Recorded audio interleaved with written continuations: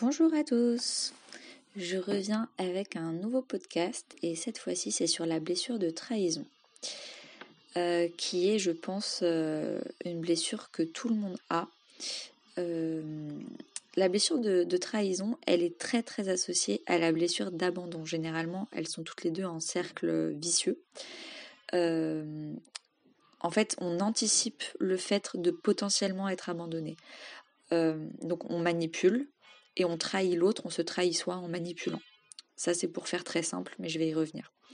Si on revient un peu sur la blessure d'abandon, on se sent abandonné, pas quand on est forcément abandonné, mais quand la personne ne fait pas ce qu'elle s'était engagée à faire.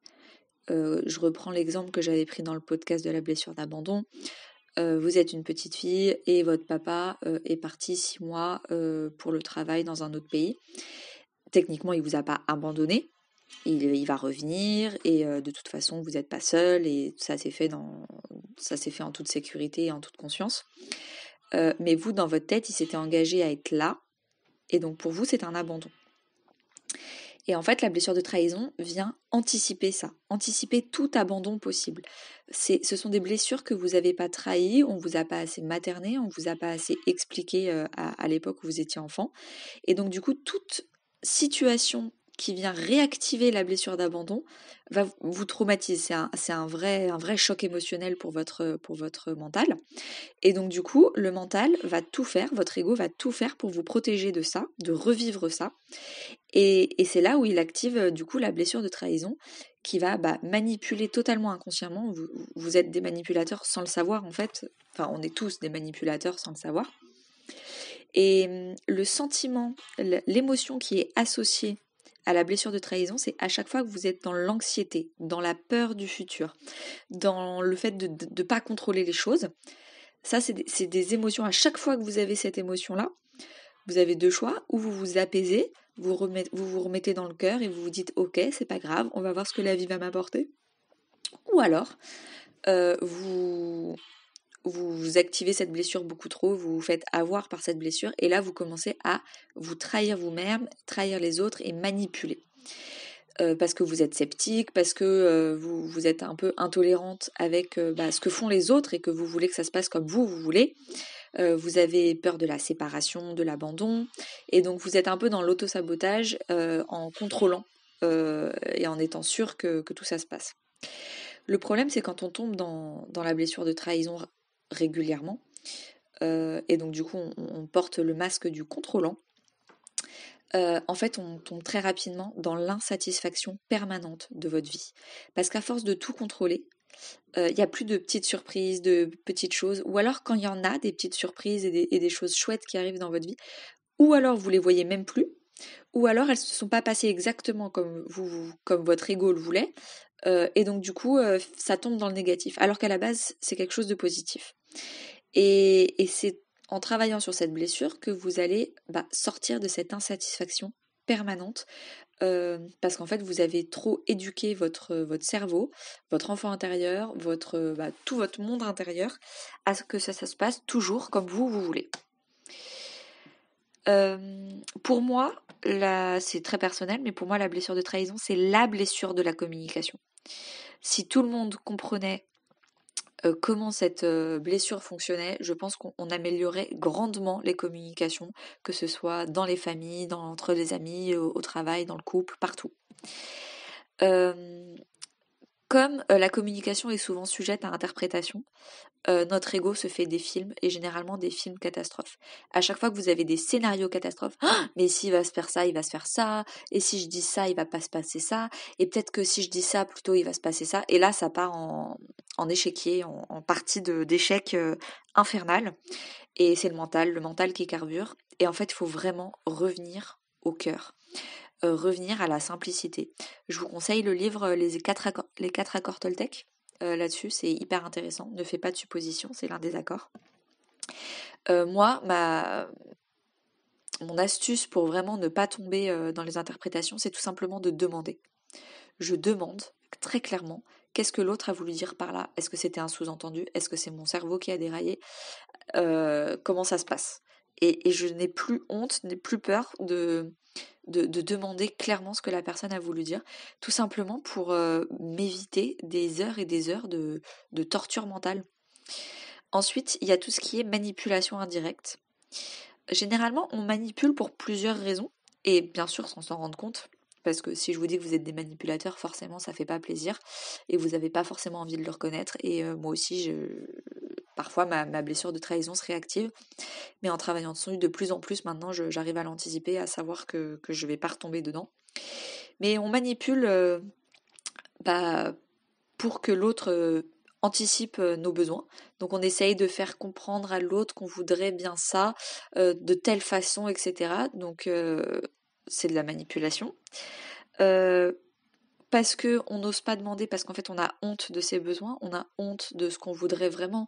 Du coup, on veut pas le dire, mais on aimerait bien que l'autre le devine, et donc du coup c'est un sentiment de honte qui prime. Ou alors tout simplement on ne sait pas faire, on ne sait pas communiquer, on ne sait pas, on nous a pas appris. C'est généralement quand on ne sait pas faire, c'est généralement communiquer ses émotions, et donc du coup on manipule par d'autres choses. Et ça, c'est un vrai problème parce que ça enlève toute la notion de confiance. En fait, quand on se manipule soi déjà à l'intérieur, parce que on ne reconnaît pas soi-même qu'on est dans la blessure de trahison, qu'on est en train de manipuler l'autre, qu'on est en train de manipuler son cerveau à soi, parce que on ne veut pas aller dans la simplicité et exprimer clairement ce qu'on veut. Donc déjà, on se manipule soi-même, et surtout, on manipule l'autre, on le prend clairement pour un con, en essayant de lui faire dire ce que nous on a envie qu'il dise, en essayant de lui faire faire ce que nous on a envie que lui il fasse, et donc on manipule les autres. Et tout ça, c'est de l'énergie de confiance. On n'a pas confiance en nous, on n'a pas confiance en nous d'exprimer ce qu'on a, nos besoins, nos envies, notre amour, notre façon de faire. Et comme on n'a pas confiance en nous, on n'a pas confiance aux autres. On n'a pas confiance aux autres, et donc du coup on les manipule. Et tout ça pour moi c'est vraiment de la communication intérieure. C'est en rétablissant la confiance à l'intérieur de vous, la trahison, on enlève la trahison à l'intérieur de nous, qu'on peut rétablir la confiance avec les autres. Et j'irai même plus loin avec la loi de l'attraction, c'est en commençant à avoir un dialogue intérieur entre vous, vous-même, votre enfant intérieur, votre part yin, votre part yang, votre intuition, votre part du mental, de l'ego, que vous allez commencer à dégager des énergies de confiance et que vous allez attirer à vous des gens honnêtes, simples, authentiques, qui ne sont pas dans la manipulation et qui ne sont pas dans l'authenticité. Beaucoup de personnes pour moi sont dans la blessure de trahison, et clairement j'étais la première, parce que beaucoup trop d'insécurité sur le futur, beaucoup trop de contrôle. Et la solution la plus simple, c'est de lâcher prise. Accepter les façons de faire des autres. Accepter que les autres ils fassent pas exactement ce que nous on veut. Si on veut qu'il y ait une amélioration, on le dit clairement et on explique pourquoi. Dans la communication aussi, on dit souvent que le tu tue, parce qu'en fait, il faut arrêter de dire tu ne sors pas les poubelles, c'est toujours moi qui le fais, mais plutôt dire je ressens une énorme charge de travail parce que c'est toujours moi qui fais ça, je me sens mal, et en fait revenir au je et arrêter d'être dans l'accusation avec le tu. Et quand on pourrait accepter que finalement ce soit une fois sur deux et pas que ce soit que lui, etc. Donc là on est dans le compromis, on n'est plus dans l'accusation et le contrôle de ce sera comme ça et pas autrement. Quand on accepte la façon de faire des autres, et donc du coup un vrai dialogue avec des vrais compromis, ce qui est le plus dur en fait, quand on lâche prise et qu'on accepte que ce soit la façon de l'autre et pas la sienne, finalement dans le bilan on décide que on prend pas sa façon à lui et on accepte de capituler entre guillemets intérieurement. En fait au fond qu'est-ce qui se passe? C'est que on a peur que la façon de l'autre soit meilleure que celle qu'on avait proposée à la base, et que du coup ça remette en cause toute notre vie. Que ça remette en cause, comme en fait sa façon de faire sera mieux, et c'est pas grave, tant mieux, autant trouver une meilleure façon de faire, et intérieurement notre ego il a peur qu'on remette en question toute toute notre valeur, toute notre confiance, et qu'en fait on ne sert à rien, on n'est pas de valeur, et que toutes nos idées soient nulles, et qu'en fait ça détruise notre confiance en soi. Donc il faut aussi apprendre avec la blessure de trahison à faire la part des choses. C'est pas parce qu'une fois on a tort, une fois on capitule, que ça remette en cause tout. C'est pas censé nous trahir intérieurement, c'est pas censé nous achever intérieurement. Il faut aussi apprendre la critique et reprendre confiance en soi, tout en s'élevant en fait. C'est vraiment un levier d'élévation, de développement personnel et d'amélioration continue pour devenir la meilleure version de soi-même. Mais c'est important de se dire qu'à chaque fois que je m'aperçois que je ne veux pas accepter la façon de l'autre, est-ce que ce serait pas, par hasard, une peur qu'en fait la façon de l'autre soit mieux que la mienne, et que du coup j'ai peur de ne pas être assez bien reconnue et que ça me dévalorise et je perde de ma valeur? C'est pas le cas, mais votre ego le pense. Donc il faut faire la part des choses entre ce que votre ego pense et la vérité. Et comme je vous l'ai dit, la blessure de trahison a un énorme lien avec la blessure d'abandon, donc c'est une anticipation de la blessure d'abandon. C'est aussi le côté syndrome du sauveur, que je vous en ai déjà parlé. On veut sauver la personne et donc du coup contrôler le comment elle pourrait se sortir de telle situation. On lui donne plein de conseils qui sont notre façon de penser. Donc encore une fois, c'est très auto-centré sur nous. Là, le sauveur, ce sera à nous d'avoir la reconnaissance de l'avoir sauvé lui. Et encore une fois, on retombe dans l'infantilisation de la personne. On ne fait pas confiance à la personne en face pour qu'elle-même, elle se sorte de son propre pétrin, de sa propre peur, de sa propre situation. Et donc du coup, on contrôle nous, notre monde, et le monde des autres avec la blessure de trahison. On est vraiment dans le contrôle et l'intolérance de l'autre. Et donc du coup, quand je vous disais tout à l'heure, on les prend un peu pour des cons, c'est vraiment de l'infantilisation. Et ça, faut lâcher. Faut laisser les autres vivre leur vie, même si c'est pas ce que vous auriez fait, même si c'est pas. Il faut que chacun reprenne la responsabilité de sa propre vie. Et ça commence par vous. C'est un petit maillon de la chaîne. Si vous arrêtez de vous occuper des autres, et à chaque fois que vous commencez à colporter des choses sur les autres, ou à critiquer intérieurement ou avec d'autres amis sur le dos de quelqu'un, revenez à vous. Vraiment, revenez à vous en disant ok, qu'est-ce que moi je fais dans un autre domaine de vie? Lui, il fait n'importe quoi dans sa vie professionnelle. Est-ce que ça me parle? Est-ce que en fait je suis en train de le critiquer, mais en fait moi je suis en train de faire pareil dans ma vie familiale? Et donc en fait il faut d'abord que je guérisse cette blessure à l'intérieur de moi avant de pouvoir commencer à donner des conseils ou autres. Et d'ailleurs, on ne donne pas de conseils si personne nous les a demandés. Donc comment se sortir de la blessure de trahison, comme toutes les autres blessures de l'âme? C'est déjà prendre conscience de tout ce que je viens de vous dire, s'observer en silence. Quand vous vous rendez compte que vous êtes trahi vous-même, et vous êtes en train de trahir les autres et de les manipuler, l'observer déjà, c'est déjà bien, parce qu'en fait vous arrêtez de vous trahir et de vous mentir à vous-même en comprenant de ce que vous êtes en train de faire. Ne pas être trop dur avec vous-même, et au fur et à mesure de se poser un soir, de prendre un cahier et d'écrire la situation. Qu'est-ce qui s'est passé? Qu'est-ce que j'ai ressenti? Qu'est-ce que j'ai fait?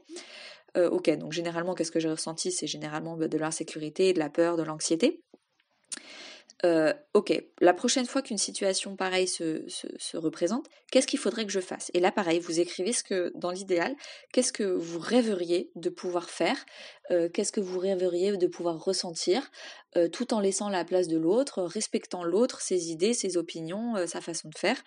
Et petit à petit, en faisant ce type d'exercice d'observation de soi avec toute bienveillance, vous allez petit à petit changer à l'intérieur d'abord, arrêter de vous trahir, et puis changer à l'extérieur. Par exemple, un exemple très très simple de trahison de soi, parce que les gens ont du mal, la trahison des autres et la manipulation des autres pour obtenir ce qu'on veut des autres sans leur demander directement, ça tout le monde le voit, mais la trahison de soi-même, des personnes ne le voient pas forcément. Donc j'ai un exemple très précis, mais qui peut s'appliquer à plein de choses. C'est vous avez peur de l'amour, et donc du coup vous avez plein de conquêtes amoureuses dans votre vie. Ça, c'est une façon de contrôler le fait que vous êtes rassuré, donc vous n'êtes pas abandonné, donc vous avez plein de gens dans votre vie sentimentale, mais vous ne voulez pas vous voir que vous êtes en train de vous trahir vous-même, parce qu'au fond de vous, c'est une blessure de la peur de l'abandon. Et donc du coup, vous anticipez le fait de ne pas être seul. Et donc du coup, vous avez plein de conquêtes. Et donc rien que de voir qu'en fait, vous êtes en train de vous trahir vous-même. Vous êtes en train de, par peur de l'amour, d'être vulnérable, vous êtes en train d'accepter des choses dans votre vie qui ne devraient pas être là.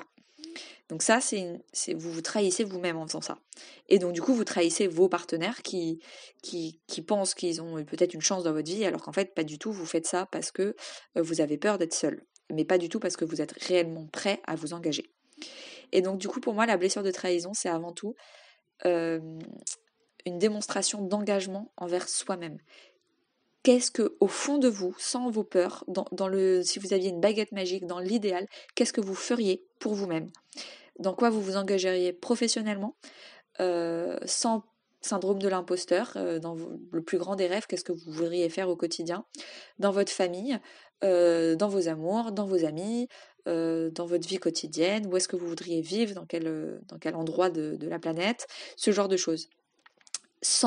En enlevant les peurs, sans toutes ces peurs, sans toute cette anxiété de je vais pas y arriver et j'aimerais bien que ça arrive mais parce que quelqu'un d'autre m'aide. Et non, en fait, vous et vous-même, enlevez toutes les blessures, toutes les peurs et réengagez-vous dans vos envies, dans vos rêves et dans votre vie.